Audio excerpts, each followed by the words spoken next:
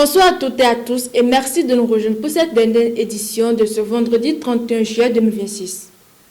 Au sommet de l'actualité, au Sénégal, l'ancien président Macky Sall est sur un revers dans la course au poste de secrétaire général des Nations Unies après un premier vote indicatif du Conseil de sécurité.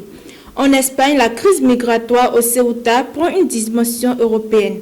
Pedro Sánchez dénonce une atteinte à l'intégrité territoriale du pays, tandis que plusieurs États réclament des mesures fermes.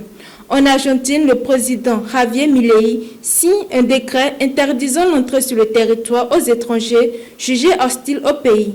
Et enfin, l'Union européenne sanctionne plusieurs responsables d'un vaste réseau de cyber-escroquerie opérant depuis l'Asie du Sud-Est.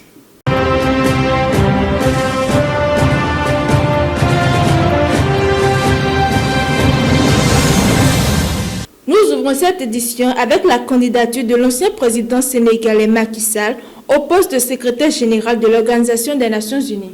Premier test difficile pour l'ancien chef de l'État. Lors du premier vote indicatif, organisé à huis clos par le Conseil de sécurité, Macky Sall n'a obtenu que 6 avis favorables contre 7 défavorables et 2 abstentions.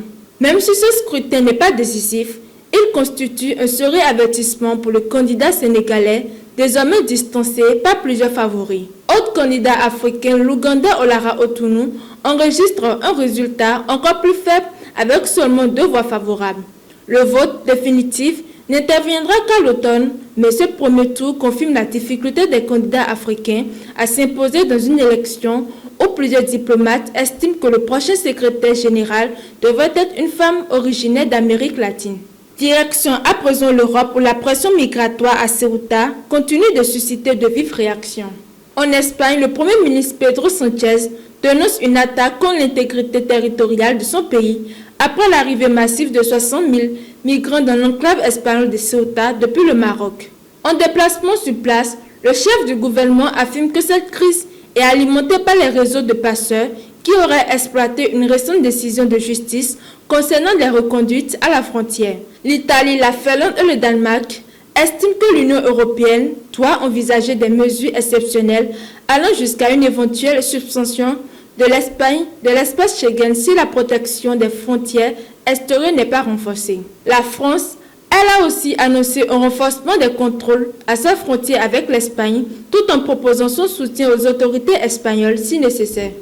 À présent, direction sur le continent américain, en Argentine, le président Javier Milei poursuit le durcissement de sa politique migratoire.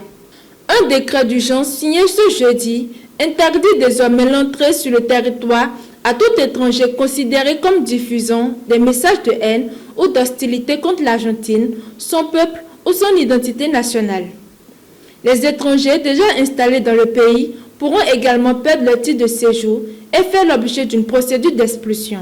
Selon le gouvernement, cette mesure répond à la vague de messages hostiles diffusés sur les réseaux sociaux après la Coupe du monde de football.